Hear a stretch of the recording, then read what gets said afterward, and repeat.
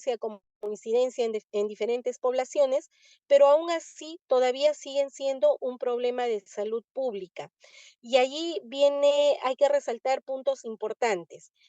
Primero, que algunas enfermedades que ya se consideraban controladas, de repente por diferentes situaciones que han ido cambiando en los últimos años, han vuelto a aparecer, como por ejemplo sucedió en nuestro país con el caso de la difteria, ¿verdad?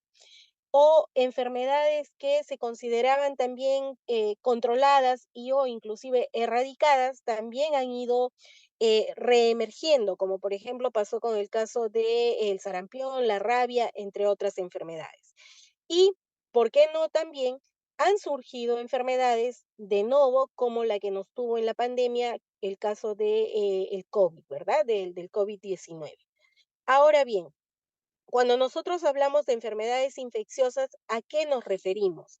No solamente a la presencia de un patógeno dentro de nuestro cuerpo o en la superficie de nuestro cuerpo, sino para que nosotros hablemos de enfermedad infecciosa, es importante que además de la presencia del patógeno, también éste pueda crecer, reproducirse, es decir, multiplicarse dentro de nuestro organismo y de esta manera estimular a nuestro sistema inmune para que nos defienda y producir un cuadro inflamatorio. Cuando se producen estas condiciones, recién nosotros podemos determinar si se trata de una enfermedad infecciosa. ¿Ok? Eh, Tiene que haber interacción del agente patógeno con sus factores de virulencia y nuestro sistema inmune, que forma parte de la defensa de nuestro cuerpo. Ahora, esta interacción tiene que ser favorecida por determinadas condiciones ambientales, que las vamos a ir viendo más adelante. ¿Cómo clasificamos a las enfermedades infecciosas? De acuerdo a su evolución en el tiempo, nosotros vamos a tener tres tipos, ¿verdad? Las agudas, las subagudas o las enfermedades infecciosas de tipo crónico. Sin embargo, esta es una clasificación que en los años se ha visto que no es muy práctica desde el punto de vista diagnóstico. Otra clasificación, de repente la más importante, es teniendo en consideración al agente patógeno. Ahí vamos a tener diferentes agentes, llámese bacterias, hongos, parásitos o estructuras más pequeñas como los virus y los priones.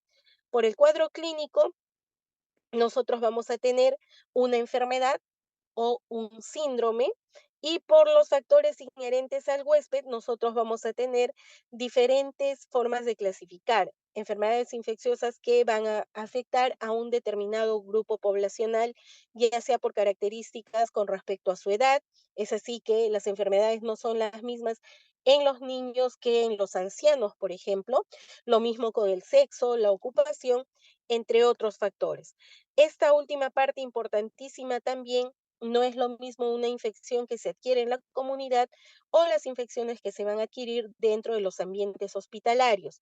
¿Por qué? Porque las infecciones que se adquieren dentro de los ambientes hospitalarios van a ser mucho más agresivas, de repente por gérmenes multiresistentes. Cuando consideramos que una enfermedad es hospitalaria, así es como se denomina, cuando el inicio de la enfermedad, el inicio de los síntomas, se produce después de las 24 horas de permanencia de un paciente en un ambiente de salud, ¿ok? Ahora bien, las infecciones se van a clasificar de acuerdo a dónde se van a desarrollar los patógenos. De esta manera tenemos que las podemos clasificar en infecciones endógenas, o perdón, vamos a empezar con las exógenas.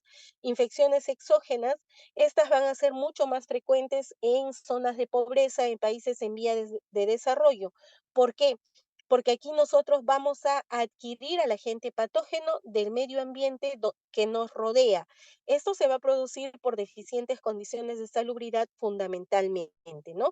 Por contaminación directa de el agua el agua que consumimos, el agua con el que lavamos nuestros alimentos o el agua con el que nos higienizamos, ¿verdad? Esta agua puede ser contaminada con determinado agente patógeno, ya sea bacteriano, sea parasitario, y nosotros al ingerir el agua o al lavar nuestros alimentos o nuestras manos, vamos a ingerir al patógeno. Aquí es importante determinar las vías o rutas de transmisión. Puede ser la más importante, fecal oral. Las heces van a contaminar el agua. Esta agua, ya les dije, va a contaminar nuestros alimentos y de esa manera va a ingresar a nuestro cuerpo, pero no es la única forma. También los podemos adquirir por vía aérea, ¿no? Cuando contaminamos con aerosoles o gotas de ese mecanismo de transmisión, por inoculación transcutánea, que puede ser de forma directa, es decir, cuando nos colocan un determinado medicamento con un material contaminado, o, o a través de las mordeduras de algunos insectos vectores, ¿verdad? También puede transmitirse esta enfermedad mediante transmisión parenteral, ya sea porque recibimos, por ejemplo, transfusiones sanguíneas o transfusión de algún material contaminado. Esta otra vía también es importante, la vía sexual, es muy conocida, las enfermedades de transmisión sexual. El conocimiento de estas vías de transmisión o las rutas mediante los cuales los patógenos ingresan a nuestro organismo es muy importante porque esto nos va a permitir su control y su prevención.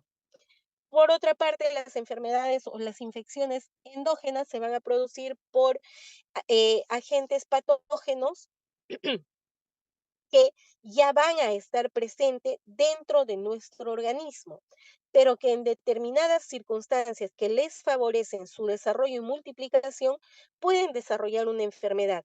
El ejemplo más importante es la inmunosupresión, ¿verdad? Cuando nosotros de alguna manera nuestro sistema de defensa no es capaz de erradicar o de controlar a estos patógenos, entonces estos van a proliferar de tal manera que van a pasar de ser oportunistas a ser agentes patógenos como tal, ¿ok? Estas infecciones endógenas son mucho más frecuentes en países desarrollados, ¿sí? Donde pues la contaminación por vía exógena es mínima y que ellos tienen pues mejores condiciones de salubridad, ¿verdad?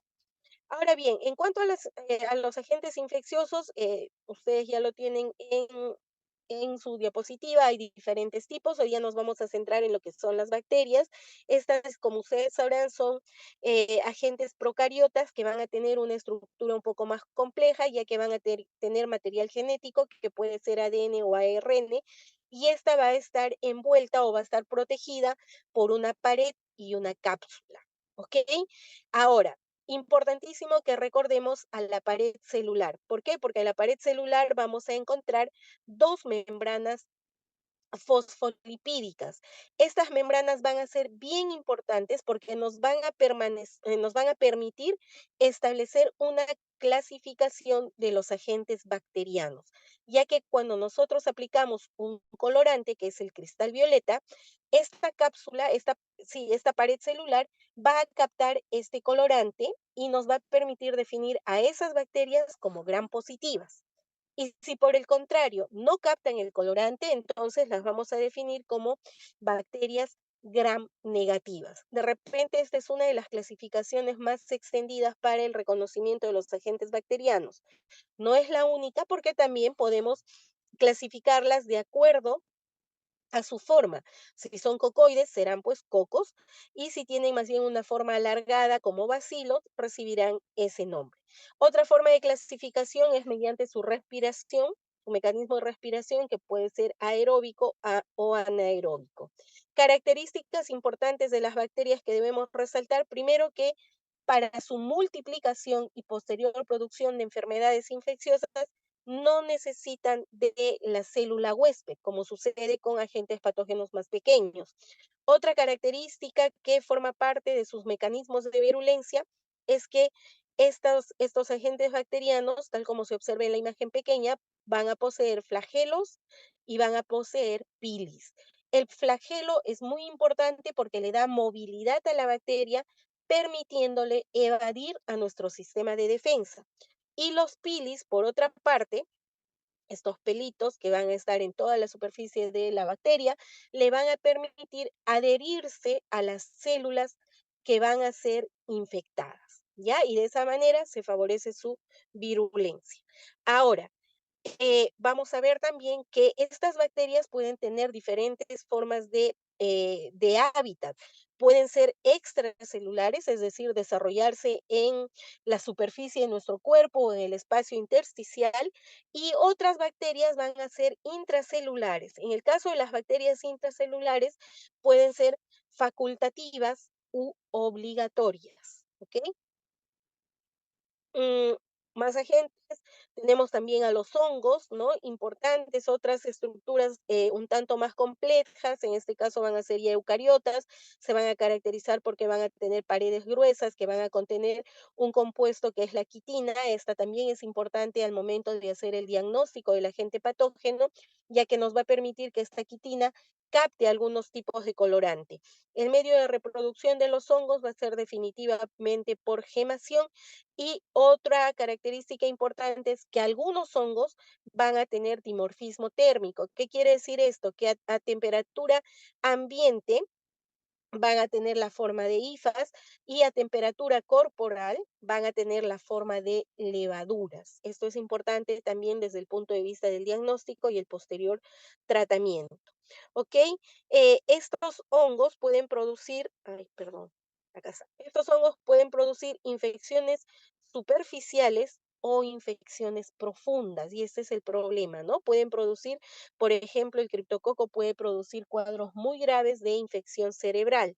Ahora, los hongos pueden ser oportunistas. Encabeza la lista la cándida, el aspergillus. ¿Esto qué quiere decir? Que cuando nuestro sistema inmune está competente, no van a producir daño al huésped, y si esta situación cambia, entonces podrían producir cuadros bastante severos, inclusive infecciones sistémicas.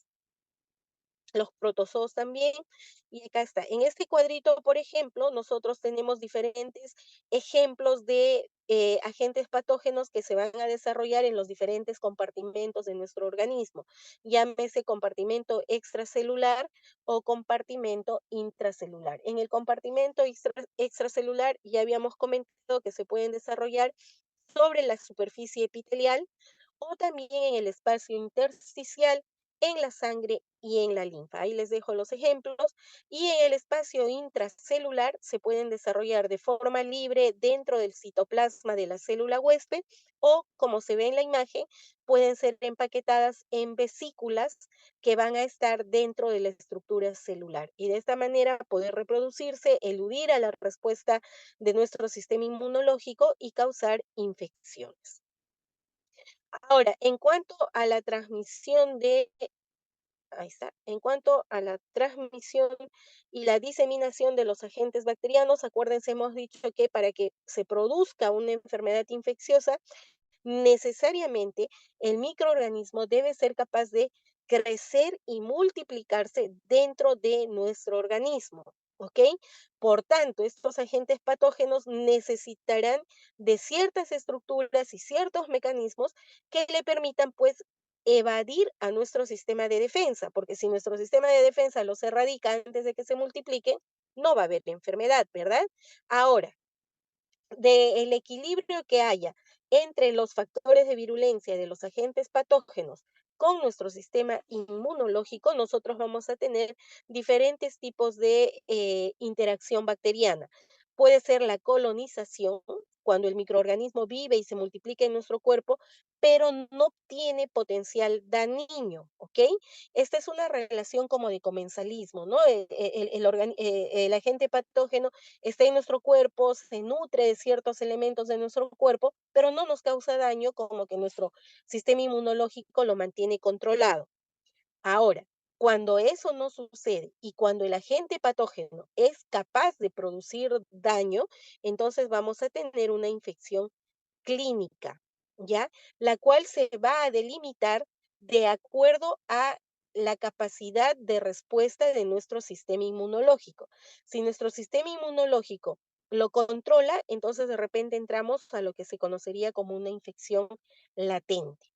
Y en este caso, el individuo infectado pasaría a tener o pasaría a ser un portador del agente patógeno, ¿verdad? Y si esta interacción es severa con todo su potencial, el agente patógeno va a producirnos daño, entonces tendremos una auténtica enfermedad. ¿Ok? La enfermedad infecciosa no es más que, ya lo comentábamos al inicio, la expresión clínica de la infección. ¿Y por qué se produce esta expresión clínica? ¿Por qué se producen los signos y síntomas? Por la interacción que hay entre los factores de virulencia y el daño que produce el agente patógeno con nuestro sistema de defensa.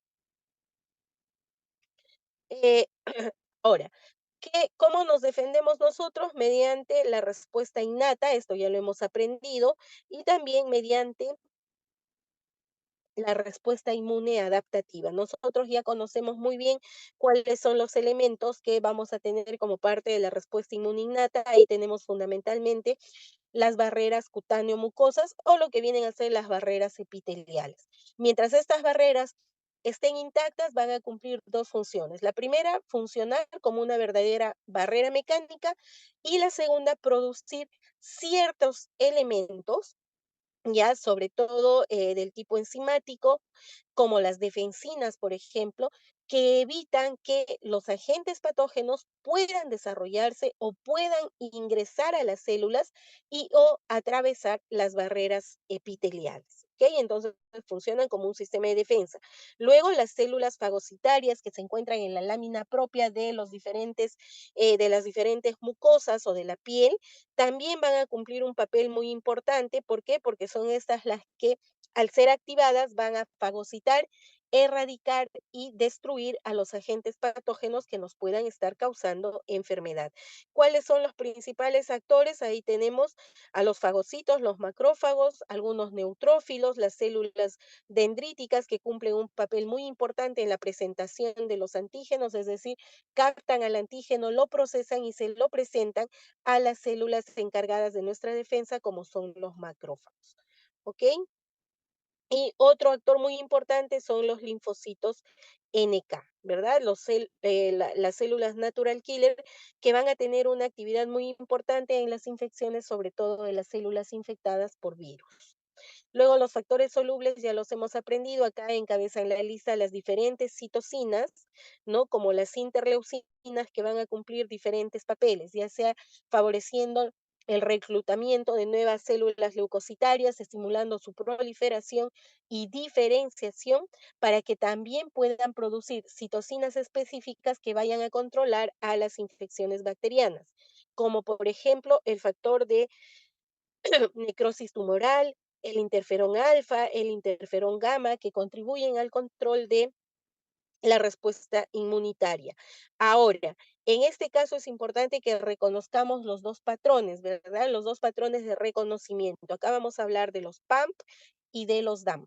En este caso, cuando se produce una infección bacteriana, entonces los receptores que se van a activar van a ser los PAMP, que son los patrones moleculares asociados a patógenos. Mediante la activación de estos receptores en la superficie celular, se va a producir toda la activación de nuestro sistema de defensa para la consecuente eliminación del agente patógeno.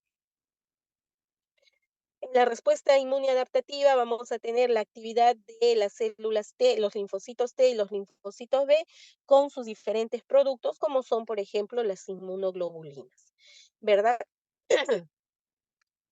Ahora, una vez que los agentes patógenos han proliferado, se han multiplicado y están produciendo daño, entonces, ¿qué queda? Este microorganismo tiene que ser eliminado de nuestro cuerpo. ¿Cómo lo hace? Por diferentes mecanismos. Por ejemplo, un mecanismo mediante el cual el agente patógeno se elimina es por descamación cutánea en el caso de los agentes patógenos que infecten las células de la piel.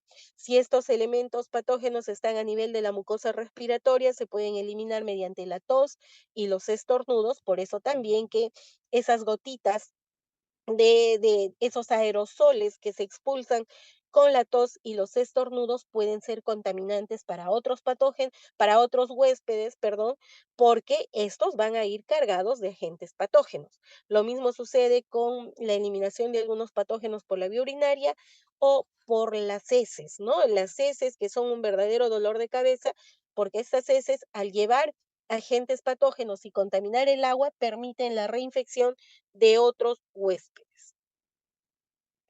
Ya, acá se va. Muy bien, ¿qué mecanismos de virulencia tienen los agentes patógenos? Primero, la adherencia. Hemos dicho que importantísimo para la adherencia del microorganismo a la célula huésped van a ser los pilis, ¿ya? Los pilis que les van a permitir adherirse a la célula huésped para posteriormente producir o secretar diferentes complejos proteínicos o enzimáticos que van a ir a dañar a la célula que están infectando. ¿Verdad? También se van a adherir mediante algunas adhesinas del tipo de la lectina, entre otras proteínas que les van a permitir eh, unirse firmemente a la célula huésped y de esta manera producir daño. Una vez que la célula se ha adherido y ha ingresado a las células de nuestras superficies epiteliales, lógicamente tienen que multiplicarse. ¿Y cómo se van a multiplicar? Mediante la replicación de su material genético, que ya hemos visto, es independiente totalmente de las funciones de la célula huésped, ¿ok? Es decir, acá no va a haber una mezcla de su material genético con el material genético de la célula que están infectando. Luego, también, ya una vez que han afectado a la célula huésped, la han colonizado, también tienen que producir una serie de elementos que les van a permitir evadir a nuestro sistema inmunológico. Ya hemos comentado, importante el flagelo que le permite el movimiento y de esta manera evadir al sistema inmunológico, pero no es lo único, porque también gracias a la cápsula que poseen determinadas bacterias, pueden eludir, por ejemplo, a nuestro sistema fagocitario. En otros casos, estas bacterias podrían producir también algunas enzimas como hemolicinas o leucocidinas que van a destruir a los fagocitos y de esta manera, pues, permitir su replicación ya que evaden al sistema de defensa, ¿verdad? ¿De qué manera invaden a nuestro tejido? Porque ya puede ser que esté adherida en la superficie epitelial, pero esta célula necesita ingresar a la célula y a veces inclusive atravesar, ¿no? Atravesar la barrera epitelial para de esta manera alcanzar un vaso sanguíneo y poder producir una infección diseminada. Entonces, ¿de qué manera lo hacen? Mediante la producción de exotoxinas, que en algunos casos van a inhibir la síntesis la síntesis proteica de la célula huésped o en otros casos mediante la producción de endotoxinas que van a estimular la liberación de algunos mediadores inflamatorios. Y finalmente, después de su ingreso, las células se van a extender, ya les dije, puede ser que alcancen un vaso sanguíneo y de esa manera van a producir una diseminación a diferentes órganos y tejidos de nuestro cuerpo, ¿no? Como por ejemplo las enfermedades sistémicas que se pueden producir por una infección estafilocócica que se originó en una herida cutánea infectada, por ejemplo, ¿no? Y este estafilococo se disemina a todo el cuerpo y produce cuadros pulmonares, cardíacos, hasta cuadros cerebrales, ¿no? Y finalmente podría llevar a la muerte al paciente, ¿ok? Ahora, si esta sangre contaminada entra en contacto con otro huésped por algún otro germen, entonces podría también producir el contagio de la enfermedad. Ahora, ¿cómo hacemos el diagnóstico de estas enfermedades infecciosas? Hablábamos al inicio de la tinción de Gram, ¿no? Que nos permite clasificar a las bacterias en gram positivas y gram negativas, pero no es la única manera.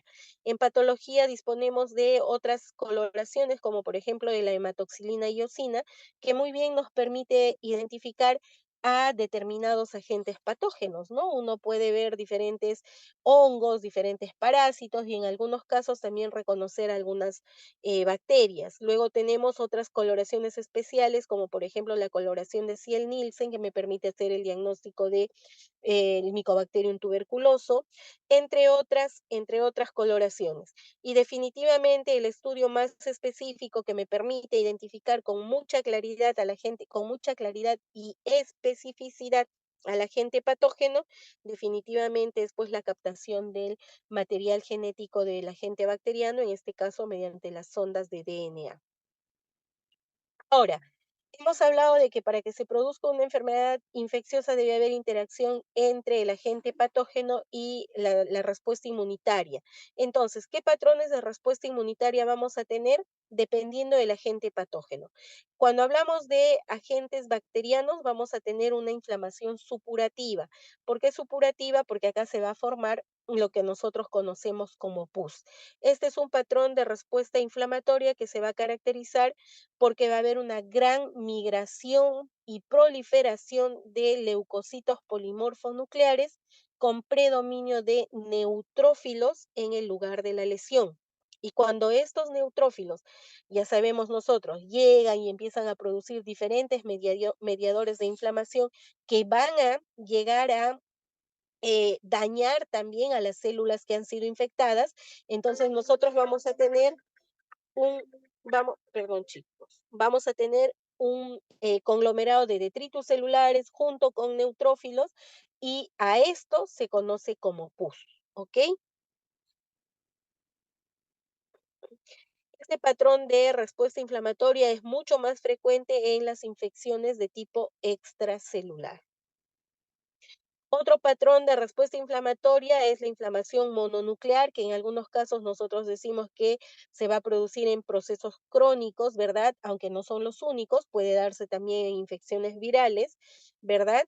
Y cuando el agente patógeno, o perdón, cuando nuestro sistema de defensa no puede erradicar al agente patógeno, que puede ser biológico o no, entonces nosotros vamos a formar un granuloma.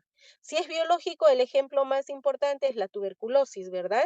Y en agentes patógenos no biológicos tenemos pues los cuerpos extraños y los fragmentos de talco, polvo de talco, qué sé yo, que puede quedar en nuestro cuerpo y estimular un patrón inflamatorio de tipo granulomatoso. ¿Cómo se va a formar este granuloma? Vamos a tener, el agente patógeno va a quedar al centro de la lesión, ya sea, ya les dije, un agente, biológico o no. Si es un agente biológico, muchas veces lo que vamos a observar al centro de la lesión va a ser un material necrótico, porque son, pues, células que han sido dañadas, que han sido lesionadas por el agente patógeno, y rodeando a ese material central vamos a tener nosotros a las células inflamatorias, que generalmente va a ser un infiltrado linfoplasmocitario con presencia de histiocitos y presencia, tal como se observa en la imagen, de células gigantes multinucleadas, ¿no? En este caso, si es en la tuberculosis, tendremos a las células de Langhans, y si es, como se observa acá, un granuloma por cuerpo extraño, entonces tendremos a las células gigantes de tipo cuerpo extraño. Los últimos 2 patrones de inflamación, la inflamación citopática, citoproliferativa, que es la que se va a observar sobre todo en infecciones virales. Aquí lo que vamos a ver es la alteración morfológica de la célula a consecuencia de una infección viral. Esto es muy frecuente en los virus. Ejemplos, por ejemplo, el coilocito, que se observa en la infección por el virus del papiloma humano, ¿verdad? O la proliferación y amoldamiento de los núcleos en la infección por el virus herpes simple, por ejemplo. Y la inflamación necrotizante, que es una inflamación súbita con una lesión tisular sumamente extensa, se va a producir por microorganismos que producen toxinas, y estas toxinas van a producir una necrosis muy extensa en el tejido lesionado, tal como se ve en la imagen. Y finalmente, la última etapa, ustedes ya hemos ido aprendiendo durante el desarrollo del curso que la secuencia en todo proceso patológico siempre se inicia con una lesión. Acá estamos viendo la lesión a consecuencia del agente bacteriano o del agente infeccioso. Eso estimula una respuesta inflamatoria, activa nuestro sistema de defensa, y finalmente el tejido que ha sido lesionado debe repararse. Ya hemos aprendido que la reparación puede ser por regeneración o por cicatrización. Y ese es el último patrón de respuesta inflamatoria, o el último patrón de respuesta tisular, que va a estar acompañando a los cuadros de inflamación crónica. A ver, eh, ahora sí vamos a ir a hablar de algunos agentes patógenos. Perdón,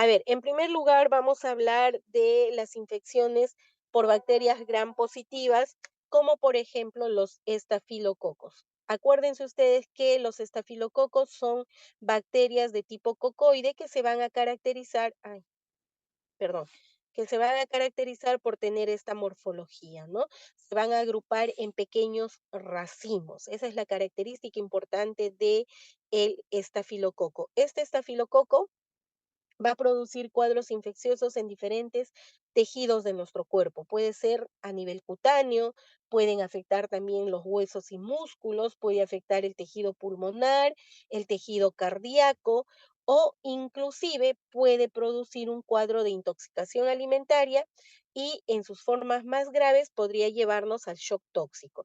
¿De qué manera van a actuar los estafilococos? Van a producir diferentes toxinas que van a tener diferentes efectos en las células y tejidos de nuestro cuerpo. Ahí tienen ustedes una larga lista para que ustedes vean cuáles son el daño que van a producir, ¿no? Ahora, algunos ejemplos de enfermedades por estafilococos, tenemos el síndrome de piel escaldada estafilocócica, es el síndrome de Ritter, que es muy frecuente, sobre todo en la población infantil, en los niños, donde característicamente vamos a tener una lesión eritematosa que luego se va a descamar muy semejante a lo que pasa con una quemadura solar. Me imagino que de repente en algún momento han podido sufrir ustedes una quemadura, ¿no? La piel se pone muy roja y luego esa piel enrojecida empieza a descamarse. Eso es lo que pasa acá en el síndrome de Ritter. Ahora, este cuadro va a afectar bastante profundamente a la epidermis de nuestra piel, puede llegar a comprometer inclusive hasta la capa granulosa, miren lo profundo que puede llegar, produciendo una necrólisis epidérmica de tipo tóxico, donde vamos a observar la consecuente formación de ampollas.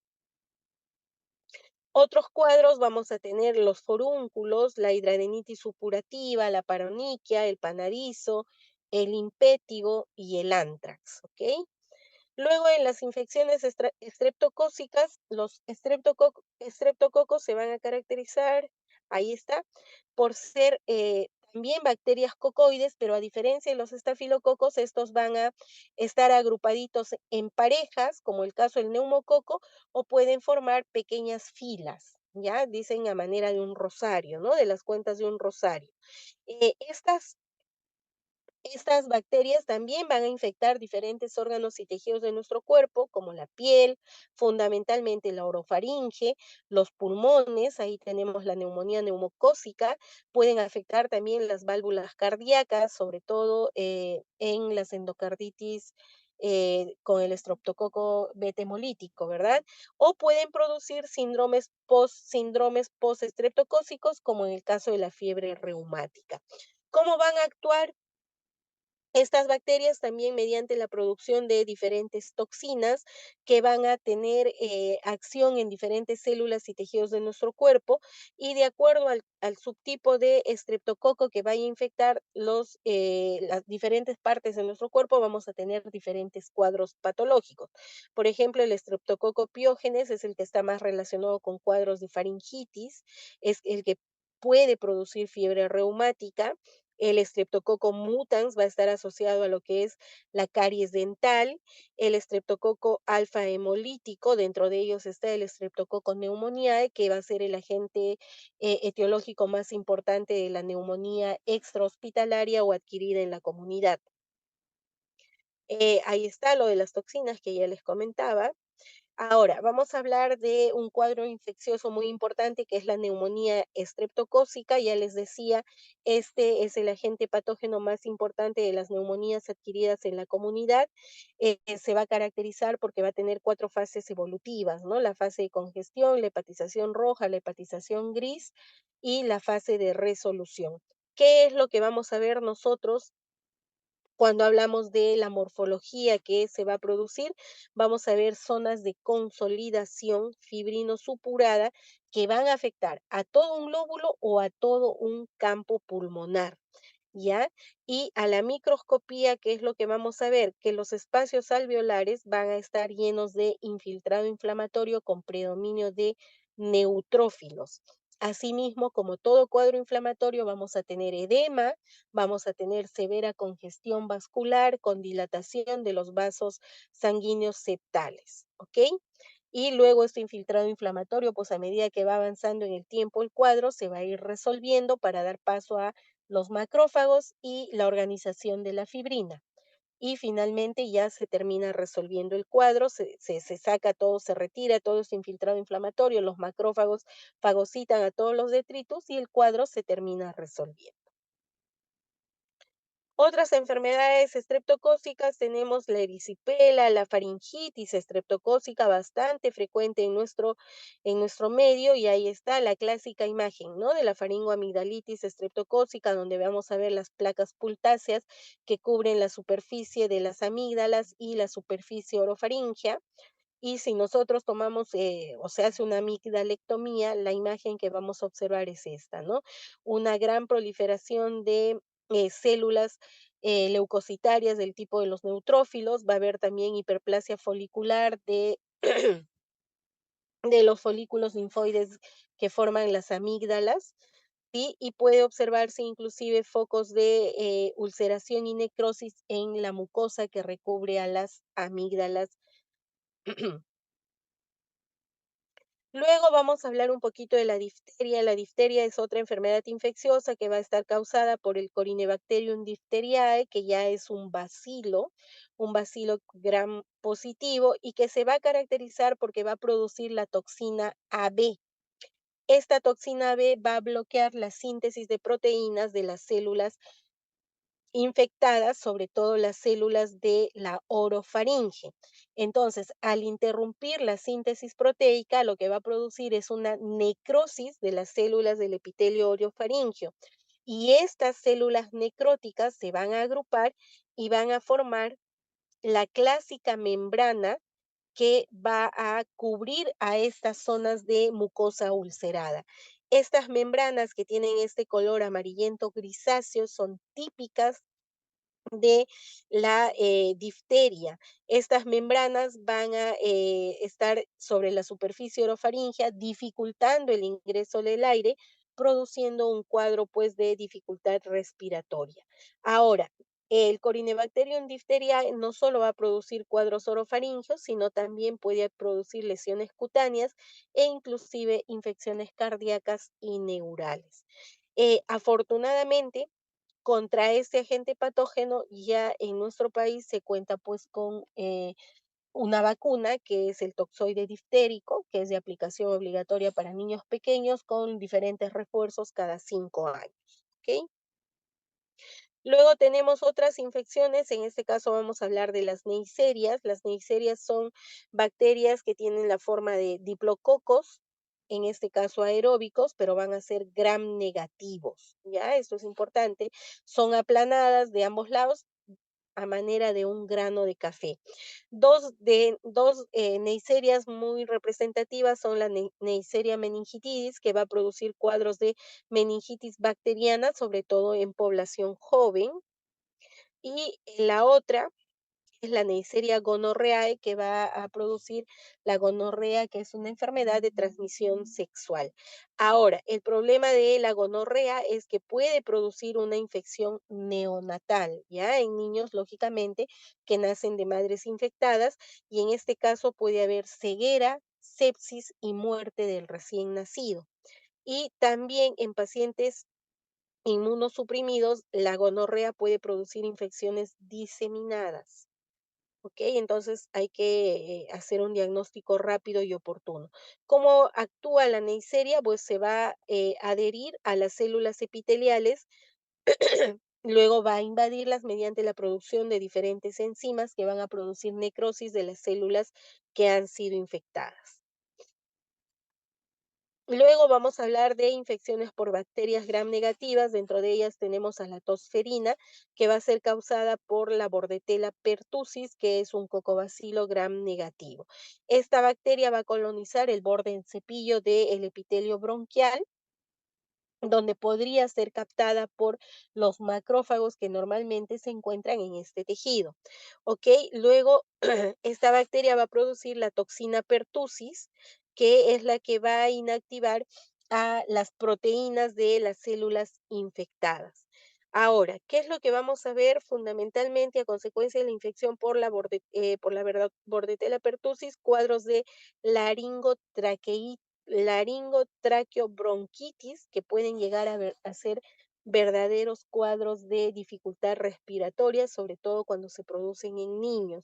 Va a haber accesos de tos bastante severos y va a haber también un exudado mucopurulento bastante abundante en el epitelio infectado. ¿Por qué? Porque esta bordetela va a estimular una respuesta inflamatoria bastante severa. Luego tenemos las infecciones por pseudomonas. Las pseudomonas son bacilos gram negativos aeróbicos oportunistas y que van a producir cuadros infecciosos muy severos, sobre todo en pacientes que tienen otras enfermedades previas, como por ejemplo la fibrosis quística, las quemaduras graves o en pacientes inmunosuprimidos. Los diferentes tipos de pseudomonas son los principales agentes patógenos de las infecciones nosocomiales, ¿no? Que se van a producir en diferentes centros hospitalarios. ¿Cómo actúan estos agentes patógenos? Mediante la producción de exotoxinas que van a inhibir la síntesis proteica de la célula huésped. Un cuadro que se produce por Pseudomonas aeruginosa, tenemos a electima gangrenoso, que no es más que la infección súbita con una extensa necrosis de lesiones previamente existentes, sobre todo a nivel cutáneo, como son, por ejemplo, las quemaduras, ¿no? Son infecciones sobreagregadas que se van a producir en una piel que ya previamente había sido lesionada, en el ejemplo, por ejemplo, sobre una quemadura, ¿no? Entonces, una infección bastante extensa, con una necrosis muy severa y que puede llegar incluso a producir una diseminación hematógena con la consecuente bacteriemia. Luego las micobacterias son bacilos delgados, aeróbicos y que van a crecer en cadenas rectas o ramificadas. Aquí está, esta es la imagen este es un Mycobacterium tuberculoso, por ejemplo, ¿no? Otra característica importante de las micobacterias es que van a resistir muy bien a los ácidos porque tienen una cubierta bastante gruesa con ácido micólico. Ahora, vamos a hablar un poquito de la tuberculosis. Ya la mayoría de ustedes sabe que está causada por el Mycobacterium tuberculosis, cuyo reservorio, perdón, es el humano que previamente ha contraído la enfermedad, pero que no se encuentra activa. ¿Cómo nos contagiamos? Mediante la contaminación con aerosoles de un paciente contaminado. Aquí es importante recordar que el Mycobacterium tuberculoso va a vivir en el medio ambiente por varias horas, ¿ya? Y ese es un gran problema en nuestra población, ¿no? Porque vemos, pues, que tenemos la mala costumbre de andar expectorando en la vía pública. Y entonces, ¿qué sucede? Ese Mycobacterium puede permanecer eh, en ese esputo por varias horas y luego, mediante el aire, ir contaminando a otros pacientes, ¿ya? El Mycobacterium, ay, ¿dónde estamos? Acá. En cuanto a su patogenia, fundamentalmente va a estar mediada por la inmunidad celular, porque hay una gran resistencia de las bacterias, sobre todo debido a su gruesa pared rica en ácido micólico, y por lo tanto se va a establecer, además de la respuesta celular, un mecanismo de hipersensibilidad de tipo 4, ¿no? Una hipersensibilidad de tipo retardado con la consecuente formación de granulomas. Aquí va a haber una infección primaria a nivel de las células fagocíticas, las cuales van a migrar con estos micobacteriums a los ganglios linfáticos regionales, donde van a ser presentados a los linfocitos TH1, ¿no? A los helper 1, los cuales pues están madurando en los ganglios linfáticos. Y estos linfocitos van a empezar a producir interferón gamma para activar la formación del fagolisosoma. Ahora, en cuanto a su morfología, vamos a tener a la tuberculosis primaria, que esta se va a producir en una persona que no ha sido previamente expuesta al agente patógeno que no está sensibilizada y se va a localizar fundamentalmente a nivel del tejido pulmonar. Aquí vamos a observar al famoso foco de Gauss, que no es más que una zona de consolidación en el tejido pulmonar a consecuencia de la presencia del Mycobacterium tuberculoso. Ahora, cuando esta zona de consolidación del pulmón eh, se acompaña de infección a nivel de los ganglios linfáticos, porque ya el Mycobacterium ha llegado a los ganglios linfáticos, entonces vamos a tener el complejo de Gauss. ¿Ya? Entonces, foco de Gauss solo en el pulmón y complejo de Gauss es un foco pulmonar más ganglios linfáticos regionales caseificados, ¿ok? Luego tenemos la tuberculosis primaria progresiva, donde además de los focos de consolidación a consecuencia de el Mycobacterium tuberculoso, se puede sobreañadir una infección bacteriana. ¿Cuál es la lesión característica de la infección por Mycobacterium tuberculoso? El granuloma caseoso, ¿verdad? Ustedes ya lo conocen bien, lo han visto en la práctica. Este va a tener un centro necrótico con necrosis caseosa, la corona inflamatoria, que tiene un predominio linfoplasmocitario con células histiocyticas y las típicas células gigantes multinucleadas de tipo Langhans. ¿Ok? Y a veces alrededor de este granuloma vamos a encontrar proliferación de tejido fibroso. Luego la tuberculosis secundaria que se va a producir en un huésped que previamente había sido sensibilizado, ya, es decir, ya había sido vacunado. En este caso, la infección se va a localizar en los vértices pulmonares y va a existir una respuesta tisular rápida porque ya tenemos células de memoria para defendernos de esta infección, ¿verdad? Y la otra forma es la tuberculosis miliar. Milia es la lesión microscópica menor a 2 milímetros de diámetro. Esta es una infección diseminada que puede comprometer, que puede comprometer al tejido pulmonar. Tenemos una tuberculosis miliar pulmonar y la forma más severa, la más grave es la tuberculosis miliar sistémica, ¿no? Donde va a haber una siembra de del agente patógeno, en este caso el Mycobacterium tuberculoso, por vía sanguínea en otros órganos. En este caso se pueden comprometer muchos órganos de nuestro cuerpo, Cora, desde el cerebro hasta la piel. Intestinos, corazón, órganos reproductores, llámese útero, próstata, riñón, hígado, vaso, cualquier órgano del cuerpo se puede comprometer por una tuberculosis miliar sistémica. Y hay otras formas, ¿no? Ya les decía, tenemos otras formas de tuberculosis, ahí tienen una larga lista. Luego, ya vamos terminando con las bacterias, vamos a hablar de las espiroquetas, en este caso vamos a hablar de la sífilis, que va a ser una enfermedad causada por el treponema pálido, ya que se va a diseminar por vía linfática y hematógena. El problema de la sífilis es que puede producir un cuadro de sífilis congénita que va a tener efectos bastante severos en el producto, ahora comentamos, y luego tenemos los tres estadios de la sífilis, ¿no? La sífilis primaria, donde vamos a apreciar al típico chancro, acá está una lesión roja, aislada, firme, y el gran problema no doloroso. Y acuérdense que cuando no hay dolor, no se busca atención profesional. Luego pasa a la sífilis secundaria, ya donde el chancro desaparece, pero pueden aparecer otras lesiones como las maculopápulas, pueden aparecer pústulas e importante, pueden aparecer los famosos condilomas planos. Y en la sífilis terciaria, que ya se va a producir mucho tiempo después, aproximadamente 5 años o más después de la lesión inicial, imagínense, ¿no? Un paciente que se infectó, de repente ya se consideró que todo estaba bien y 5 años más tarde puede desarrollar complicaciones cardíacas o complicaciones neurológicas, ¿ok?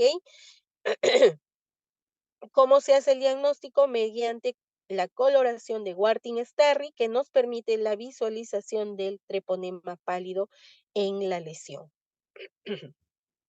Eso, ¿no?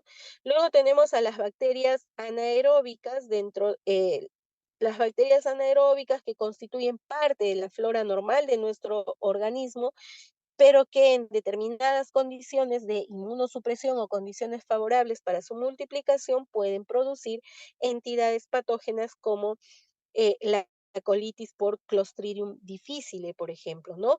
O también podemos tener ahí el tétanos, el botulismo, la gangrena gaseosa. Otra característica es que pueden ser agentes patógenos que junto con otros agentes microbianos podrían producir lo que se conoce como el absceso. En este caso vamos a tener bacilos gram negativos, también la E. coli. ¿Qué es lo que vamos a ver acá? Característicamente la formación del pus, ¿no? El pus, el famoso pus, que ya les he dicho no es más que el conglomerado de los agentes patógenos con células inflamatorias, fundamentalmente neutrófilos, y los detritus celulares que quedan de las células infectadas que han sido destruidas. Luego tenemos infecciones por clamidias. Las clamidias son bacterias intracelulares, ¿ya? Bacterias intracelulares que van a producir infecciones, sobre todo a nivel genital. Dentro de ellas tenemos a los serotipos L1, L2 y L3, que van a ser las responsables del linfogranuloma venéreo. No son las únicas, porque también tenemos acá está, a la clamidia de tipo A, B y C, que van a ser las responsables de una infección ocular que se conoce como tracoma y que es mucho más frecuente en niños. Ahí están las células infectadas por clamidia trachomatis que fácilmente se pueden diagnosticar mediante un Papa Nicolau. Luego tenemos las infecciones por riquecias, que son bacterias gram negativas intracelulares obligatorias y que van a ser transmitidas mediante un vector y van a ser los agentes responsables del tifus epidémico. Así hablamos rapidito de lo que son las infecciones fúngicas. En este caso se van a denominar micosis. Ya hemos hablado de las principales características de los hongos. Hay que recordar que estos hongos pueden producir infecciones superficiales o infecciones profundas, y en el caso de ser una infección profunda van a tener formas sistémicas. Uno de los hongos más conocidos por todos nosotros es la Candida albicans, que tiene un comportamiento de un hongo oportunista. ¿Qué quiere decir esto? Que habitualmente solemos encontrarlo en las diferentes superficies cutáneas y mucosas de nuestro cuerpo, y que sobre todo en pacientes inmunosuprimidos van a tener una actividad eh, patógena, ¿verdad? Esta Candida albicans puede comprometer diferentes órganos y tejidos de nuestro cuerpo. El más frecuente, lógicamente, la piel y las mucosas, pero también puede producir infecciones diseminadas, infecciones sistémicas, ¿ok? ¿De qué manera ¿De qué manera van a afectarnos? Primero, la cándida cuenta con mecanismos que le van a permitir adhesión sobre las células superficiales. Luego van a producir diferentes enzimas que van a producir necrosis a nivel del epitelio, ya sea cutáneo o mucoso, y de esa manera van a ingresar a lo que es la lámina propia. ¿Ok? De acuerdo a los diferentes lugares que se van a producir estas infecciones por cándidas, por ejemplo, podemos tener al Muget, que es la infección candidiásica orofaringia. Pueden haber cuadros de infección esofágica, infección genital, ya sea en el varón o en la mujer, que van a producir clásicamente una secreción blanquecina de aspecto granular, grumoso, perdón, de aspecto grumoso, ya con el consecuente prurito, un prurito bastante marcado en las zonas afectadas. ¿Cómo se va a hacer el diagnóstico? Mediante la observación al microscopio, ya sea por hematoxilina eosina, PAS o coloraciones de plata. Otro hongo que vamos a mencionar es el criptococo. En este caso, la criptococosis se va a producir por infección del Cryptococcus neoformans, que va a afectar fundamentalmente a nivel de la piel, donde vamos a observar estas típicas lesiones de color negruzco. ¿Por qué? Porque el criptococo va a producir un un pigmento muy similar a la melanina, ¿no? Y de ahí que las lesiones van a adoptar este clásico color negruzco. Puede producir infecciones cutáneas, infecciones pulmonares y en el cerebro puede producir una encefalitis criptocócica, donde característicamente vamos a observar la famosa imagen en pompas de jabón, ¿ya? Cuando ustedes miran esta imagen, desde un aumento bastante pequeño en el microscopio, les va a dar la apariencia como si estuvieran viendo las burbujitas del jabón, ¿ya? ¿Y por qué se produce esto? Porque aquí vamos a tener, ¿dónde está mi puntero? Acá. Vamos a tener al criptococo, que es un hongo, la levadura del criptococo es un hongo ovoideo con una pared bastante bien delimitada y va a producir retracción del tejido adyacente, formando una especie como de halo a su alrededor y por eso se ve como si fuera una pompa de jabón, ¿ya? En la encefalitis. Luego tenemos la aspergilosis, un cuadro infeccioso producido por el Aspergillus fumigatus, también un hongo oportunista que va a producir diferentes tipos de cuadros clínicos. El más frecuente es el aspergiloma, que no es más que la proliferación de este agente patógeno en lesiones preexistentes a nivel pulmonar. Sobre todo se va a producir en las cavernas que va a dejar, por ejemplo, la tuberculosis o en áreas cicatrizadas a consecuencia de una neoplasia pulmonar. Entonces, el aspergiloma no es más que la masa que se va a formar por la proliferación del Aspergillus fumigatus. ¿Cómo se observa el Aspergillus?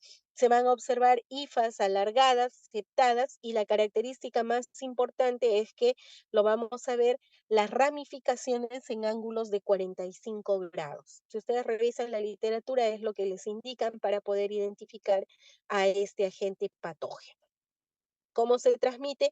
Mediante la inhalación de conidias en el aire, ¿no? Y ya les digo, entonces, estos son pues hongos oportunistas, ubicuos, que se encuentran en diferentes partes del medio ambiente, que nosotros lo inhalamos y que si tenemos alguna condición, llámese una caverna tuberculosa o la cicatriz de una cirugía pulmonar, entonces estos hongos van a encontrar el ambiente propicio para proliferar y producir el aspergiloma. Y creo que hay acá. Sí, ahí acaba. Entonces quedo atenta, no sé si hay preguntas, vamos a chequear el chat, de repente ahí nos han dejado algo, ¿no? Bueno, al parecer espero, sinceramente, haber sido lo suficientemente clara. Igual si en el transcurso de la revisión de la clase les surgiera alguna duda, algún comentario que pudiera aparecer, entonces chicos, no duden en escribirme a mi correo, ahí está, en la primera diapositiva está mi correo electrónico, para que me hagan llegar la duda o consulta, o también las consultas que tienen ustedes en el aula virtual. Y bueno, ¿no? Yo encantada de poder ayudarlos a absolver la inquietud que tengan. Si no hay preguntas, no hay comentarios, entonces nos vamos despidiendo, chicos. Que tengan buenas noches, cuídense. Hasta luego. Muchísimas gracias, doctora Kel. Gracias, doctor. Buenas noches. Buenas noches.